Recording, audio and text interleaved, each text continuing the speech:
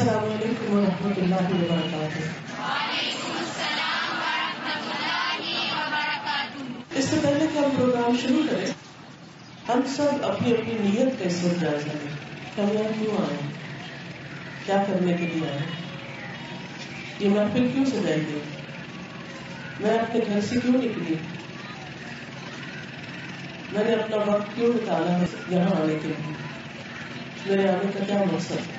وہ مقصد ذہن میں تازہ کرنا، اور وہ مقصد ایک ہی ہونا چاہیے، اللہ کی رضا کے لیے اللہ کے دین کی باتیں سیکھنا اور ان پر عمل کرنا، کیونکہ جو شخص علم کے راستے پہ چلتا ہے اس کے لیے جنت کا راستہ آسان کر دیا جاتا ہے۔ اللہ سبحانہ و تعالیٰ ہم سب کے لیے جنت کے راستوں کو آسان کر دے۔ اور جب کسی انسان کے ذہن میں مقصد ہوتا ہے، مقصد واضح ہوتا ہے، تو پھر وہ آس پاس کی ساری چیزوں کو بھول کر صرف مقصد پہ فوکس کرتا ہے کہ میں نے کچھ سیکھنا ہے۔ پھر نہ وہ لوگوں کو دیکھتا ہے نہ وہ اور کسی کو، صرف ایک ہی سوچ میں رہتا ہے کہ میں اس مقصد کو کتنا حاصل کر پا رہا ہوں۔ اگر یہاں آ کر بھی ہم نے کچھ سنا نہیں، سمجھا نہیں، ساتھ نہیں لے کر گئے، عمل نہیں کیا، تو یہاں آنا اور نہ آنا برابر۔ ہم سب خواتین ہیں، ہمیں معلوم ہے کہ ہمارے گھروں میں کتنے کام ہیں، ہماری کتنی بڑی بڑی ذمہ داریاں ہیں، ہم فارغ لوگ تو نہیں، اور کس کس مشکل سے اجازت لے کر آئے، گھر والے چھوڑتے بھی کب، کتنے بندوبست کر کے پیچھے آئے، تو جب اتنی مشکلوں سے یہاں پہنچے ہیں تو پھر محروم تو نہ جائیں، کچھ لے کر جائیں۔ تو اگر آپ کے پاس کاپی پین ہے تو موٹی موٹی باتیں لکھتے جائیں تاکہ یہاں سے جانے کے بعد بھی دوبارہ کسی وقت دیکھیں اور یاد آئے تو عمل کر سکیں۔ تو چلیے ہم اللہ کا نام لے کر شروع کرتے ہیں۔ نحمدہ ونصلی علی رسولہ الکریم، اما بعد، فاعوذ باللہ من الشیطان الرجیم، بسم اللہ الرحمن الرحیم، رب اشرح لی صدری ویسر لی امری واحلل عقدۃ من لسانی یفقہوا قولی۔ آج ہم انشاءاللہ سیرت رسول صلی اللہ علیہ وسلم پر بات کریں گے، آپ صلی اللہ علیہ وسلم کے اخلاق اور معاملات پر بات کریں گے تاکہ ہم بھی اپنے اخلاق کو، اپنے معاملات کو بہتر کر سکیں، کیونکہ اسی پر ہماری دنیا کی کامیابی اور آخرت کی کامیابی کا انحصار ہے۔ انسان اور جانور میں بہت بڑا فرق یہی ہے کہ انسان کے اندر عقل ہے اور جانوروں میں عقل نہیں۔ انسان سمجھ بوجھ رکھتا ہے، انسان علم حاصل کر سکتا ہے، انسان اپنے اخلاق اور کردار کو سنوار سکتا ہے، وہ ایک خوبصورت انسان بن سکتا ہے اور اپنی آخرت کو بھی سنوار سکتا ہے۔ اس لیے بہت ضروری ہے کہ ہم دنیا کے کامیاب ترین انسان یعنی محمد رسول اللہ صلی اللہ علیہ وسلم کے کردار کو جانیں، آپ کی شخصیت کو جانیں، آپ کی سیرت کو جانیں، تاکہ ہم بھی اس کے مطابق عمل کر سکیں، آپ کی پیروی کر سکیں۔ جس طرح وہ اللہ سبحانہ و تعالیٰ کے محبوب تھے، ہمیں بھی اللہ سبحانہ و تعالیٰ کی محبت حاصل ہے۔ ہم آپ کی امت ہیں، اس اعتبار سے ہم خوش قسمت ہیں، لیکن ہمیں سوچنا چاہیے کہ ہم کیسے امت ہیں، کیسے پیروکار ہیں۔ کیا واقعی وہ قیامت کے دن ہمیں دیکھ کر فخر محسوس کریں، یا ہمیں دیکھنا نہیں چاہیے؟ یہ کس قسم کے لوگ کہ جو صرف ایک بھیڑ ہے، جن کو کوئی عقل سمجھ نہیں کہ کیا کرنا چاہیے اور کیا نہیں کرنا چاہیے۔ تو بہت ضروری ہے کہ ہم صرف آج کے لیکچر میں نہیں، مستقل طور پر اس چیز کے پیچھے لگ جائیں کہ ہم اپنی زندگی کو کس طرح بہتر بنائیں، ہم کیسے کامیاب ہوں، ہم کیسے اللہ سبحانہ تعالیٰ کے محبوب بنے، ہم کیسے اس کو راضی کریں۔ ہم لوگوں کو نہ دیکھیں، ہم محمد رسول اللہ صلی اللہ علیہ وسلم کو دیکھیں کہ وہ کیسے تھے۔ ہم عام طور پر بہت سی باتیں لوگوں کو دیکھ کر سیکھ رہے ہوتے ہیں، وہ ٹرینڈ، وہ رویے، وہ طریقے اختیار کرنے کی کوشش کرتے ہیں جو لوگوں کی نظروں میں بڑے اچھے ہوتے ہیں، تاکہ ہم ان کے فیوریٹ بن سکیں، ان کے دل پسند بن سکیں. لیکن یہ بھول جاتے ہیں کہ ہمیں اللہ سبحانہ وتعالیٰ کا پسندیدہ بننا ہے، کیونکہ ہم آئے اسی کے پاس سے، ہمیں جانا اسی کی طرف ہے، اور ہمارا آخری ٹھکانا اور آخری مقام بھی اس کے ہاتھ میں ہے. جب تک وہ راضی نہیں ہوگا، ساری دنیا بھی راضی ہو جائے تو بات نہیں بنے گی. اس لیے یہ ہم سب کے اپنے بھلے میں ہے، فیور میں ہے کہ ہم محمد رسول اللہ صلی اللہ علیہ وسلم کی سیرت سے دن رات سیکھتے رہیں. کسی کا بھی طریقہ اپنانے کے لیے، کسی کا بھی طرز زندگی اپنانے کے لیے ضروری ہوتا ہے کہ اس پر اعتماد ہو، یقین ہو. اس لیے رسول اللہ صلی اللہ علیہ وسلم پر ایمان لانا، آپ پر اعتماد کرنا، آپ پر یقین ہونا بے حد ضروری ہے. اور اس کا بہت بڑا اجر بھی ہے. یعنی آپ پر ایمان لانا جہاں آپ کی پیروی کرنے کا ذریعہ ہے، وہاں اس میں کامیابی ہی کامیابی ہے.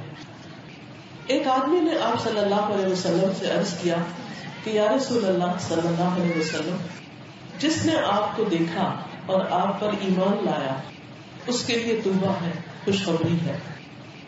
آپ نے فرمایا ہاں واقعی اس کے لیے توبہ ہے، خوشخبری ہے. اور ساتھ ہی آپ نے فرمایا اور توبہ ہے، پھر توبہ ہے، پھر توبہ ہے.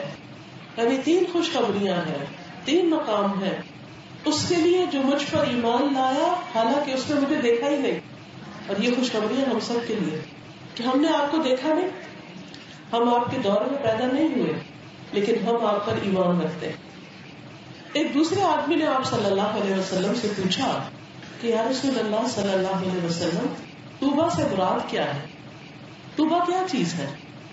فرمایا یہ جنت میں ایک درخت ہے جس کی مسافت 100 سال کے برابر ہے. اتنا بڑا درخت ہے کہ 100 سال اس کے سائے میں اگر کوئی چلتا رہے تو وہ سایہ ختم نہ ہو.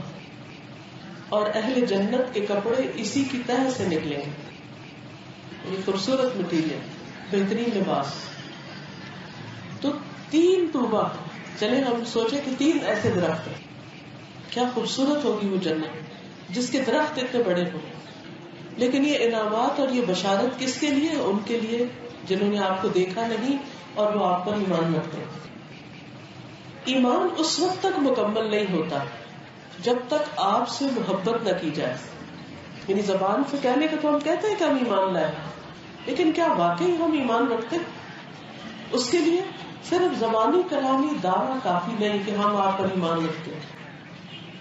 جیسے ہم عام طور پر بچپن میں سکھا دیے جاتے ہیں نا، آمنت باللہ وملائکتہ وکتبہ ورسلہ والیوم الآخر والقدر خیرہ وشرہ والبعث بعد الموت. یہ ایک رٹا رٹایا جملہ ہے جو ہم بولتے رہتے، لیکن اس کے معنی پر غور نہیں کرتے اور یہ نہیں دیکھتے کہ اس میں کیا کیا چیزیں شامل ہیں.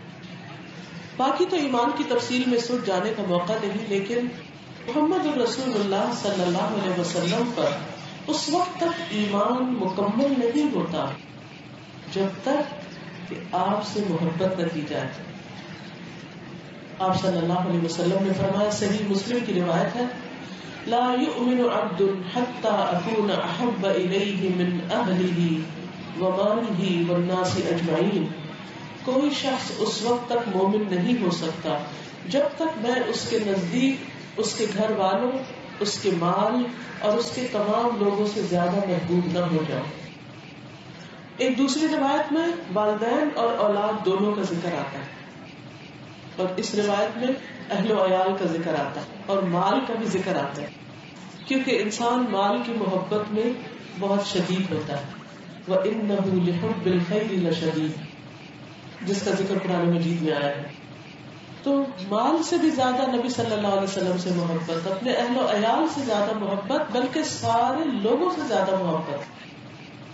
اب ہم سب کو اس بات کا جائزہ لینا چاہیے، اپنے دلوں کا جائزہ لیں. کیا واقعی ایسا ہے، یا ان سے زیادہ اپنے بچوں سے محبت ہے، یا اور چیزوں سے محبت ہے؟ اللہ نے مختلف چیزوں کی محبتیں ہمارے دلوں میں ڈالی ہیں اور ان سے محبت کرنا ضروری ہے. بچوں کی محبت، شوہر کی محبت، بہن بھائیوں کی محبت، یہ ایک طرح کا رحم ہوتا ہے جو اللہ بندے کے دل میں ڈالتا ہے. اس کا انکار نہیں کیا جا رہا. یہ نہیں کہا جا رہا ان محبتوں کو ختم کر دو. یہ محبتیں اپنی جگہ رہیں گی, لیکن ان سب سے زیادہ نبی صلی اللہ علیہ وسلم کی محبت ہے. وہ کیسے؟ اس کے لیے کچھ ٹیسٹ ہوتے ہیں, جن میں سے ایک ٹیسٹ یہ ہے کہ اگر آپ کے گھر والے آپ کو ایک طریقہ سکھا رہے ہیں اور سیرت میں آپ ایک دوسرا طریقہ پڑھتے ہیں, چاہے وہ کھانے کا ہے, چاہے وہ سونے کے متعلق ہے, چاہے وہ زندگی کے کسی اور عمل سے متعلق ہے, آپ کس طریقہ زندگی کو زیادہ ترجیح دیتے ہیں؟ کیا محمد صلی اللہ علیہ وسلم کے طریقے کو, یا اپنی سوسائٹی کے طریقوں کو, یا کسی اور کے طریقے کو؟ کیونکہ جو کسی سے محبت کرتا ہے پھر اس کی پیروی بھی کرتا ہے, اس کو فالو کرتا ہے.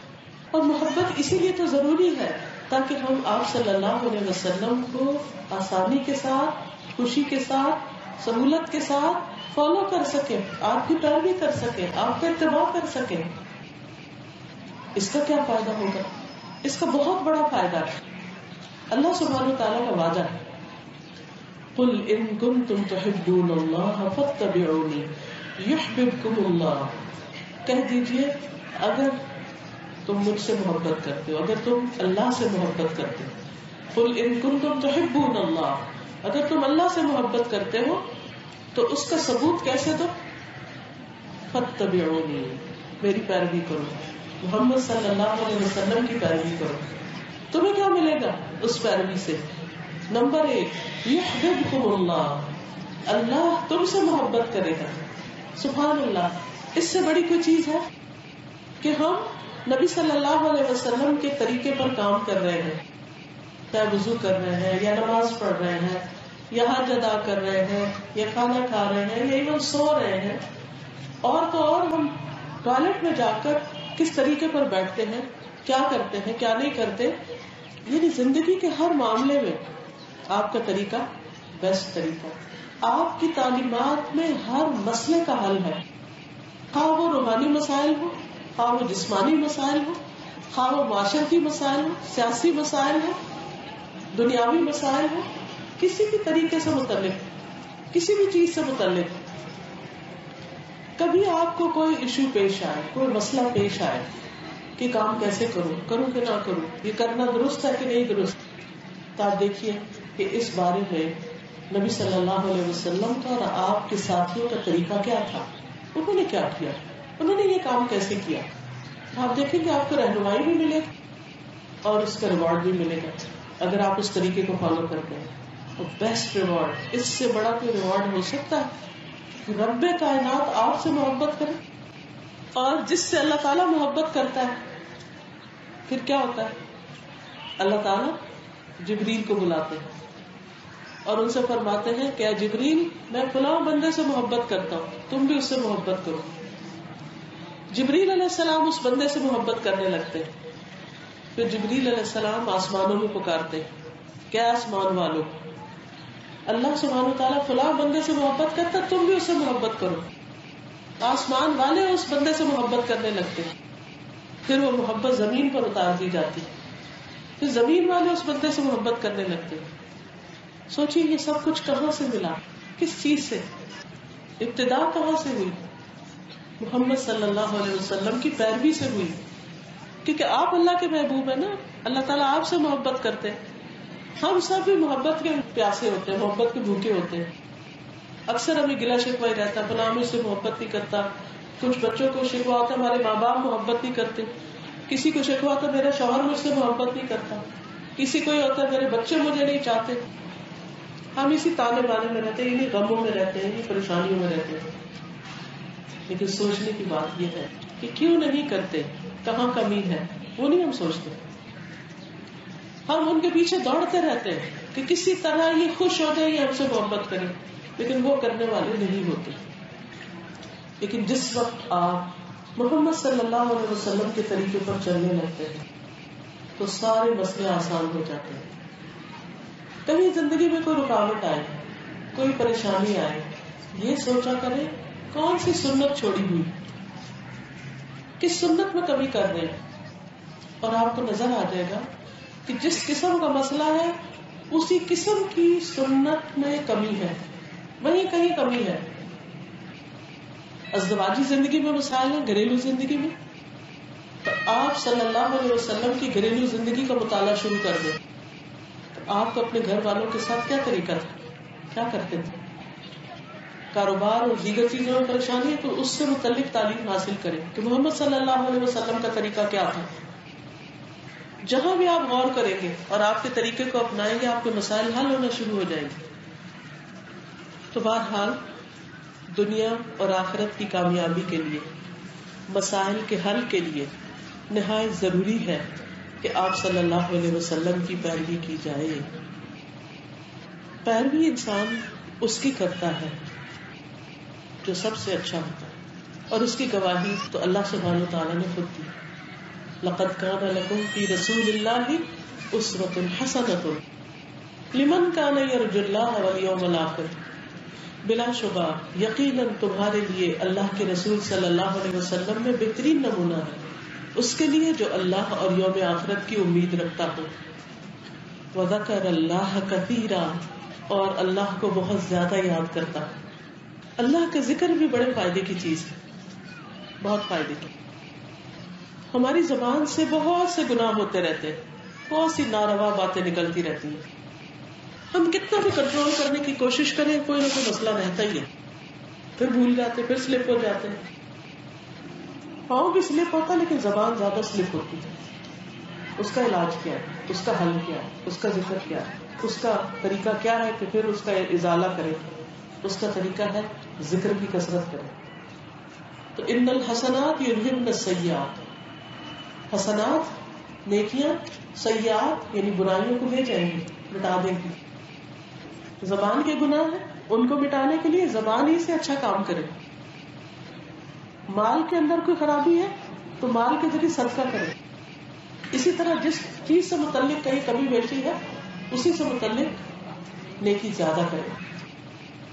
نبی صلی اللہ علیہ وسلم کو اگر دیکھا جائے، آپ کی حیات طیبہ کا مطالعہ کیا جائے تو آپ ہر لحاظ سے بہترین انسان ہیں. ہر لحاظ سے، اپنے حسب نسب کے لحاظ سے، اپنے خاندان اور قبیلے کے لحاظ سے، اپنے شاید لوگوں کو کچھ جگہ نہیں ملی، تھوڑا تھوڑا آپ آگے اگر سرک گئے تو پیچھے جگہ خالی ہو گئی، تھوڑا تھوڑی آگے جگہ ہے. تھوڑا سی تکلیف کریں گے تو انشاءاللہ دوسروں کے لیے آسانی ہو جائے گی. جزاکم اللہ خیر. سب لوگ تھوڑا سا ہی. قرآن مجید میں آتا ہے یا ایھا الذین آمنوا اذا قیل لکم تفسحوا فی المجالس فافسحوا یفسح اللہ لکم. اے لوگوں جو ایمان لائے ہو، جب تم سے کہا جائے کہ مجلس میں کشادگی پیدا کرو، جگہ بناؤ، تو ایسا کر دیا کرو، اللہ تعالیٰ تمہارے لیے کشادگی پیدا کر دے گا. یعنی رزق میں، زندگی میں تمہارے لیے وسعتیں ہو جائیں گی. ہم سب چاہتے ہیں کہ ہم تنگیوں سے نکلیں. تو بہرحال بات میں ہی کر رہی تھی کہ رسول اللہ صلی اللہ علیہ وسلم ہر لحاظ سے ایک بہترین انسان تھے. آپ صلی اللہ علیہ وسلم نے فرمایا اللہ تعالیٰ نے مخلوقات کو پیدا کیا تو مجھے ان میں سب سے بہتر مخلوق کے اندر رکھا. پھر اللہ نے ان کو 2 گروہوں میں بانٹا. پھر اللہ نے مجھے ان 2 گروہوں میں سے جو بہترین گروہ تھا اس کے اندر رکھا. پھر اللہ تعالیٰ نے قبائل کو پیدا کیا، قبیلے بنائے اور مجھے بہترین قبیلے میں رکھا. پھر اللہ نے گھر بنائے، خاندان بنائے اور مجھے ان میں سے سب سے بہترین خاندان میں رکھا. اس لیے میں رہائش کے اعتبار سے بھی تم سب سے بہتر ہوں، ذات کے اعتبار سے بھی تم سب سے بہتر. تو اللہ سبحانہ وتعالیٰ نے نبی صلی اللہ علیہ وسلم کو ہر اعتبار سے چنا اور بلند مقام عطا کیا. اسی طرح شکل و صورت میں آپ سب سے خوبصورت ترین انسان تھے. اسی طرح آپ کا اخلاق سب سے بہترین اور خوبصورت اخلاق تھا، اور وہ کیا تھا؟ قرآن. سعد بن ہشام کہتے ہیں کہ ایک مرتبہ میں حضرت عائشہ کی خدمت میں حاضر ہوا تو میں نے کہا اے ام المومنین رضی اللہ تعالی عنہا، مجھے رسول اللہ صلی اللہ علیہ وسلم کے اخلاق کے بارے میں بتائیے. انہوں نے کہا نبی صلی اللہ علیہ وسلم کا اخلاق تو قرآن ہی تھا.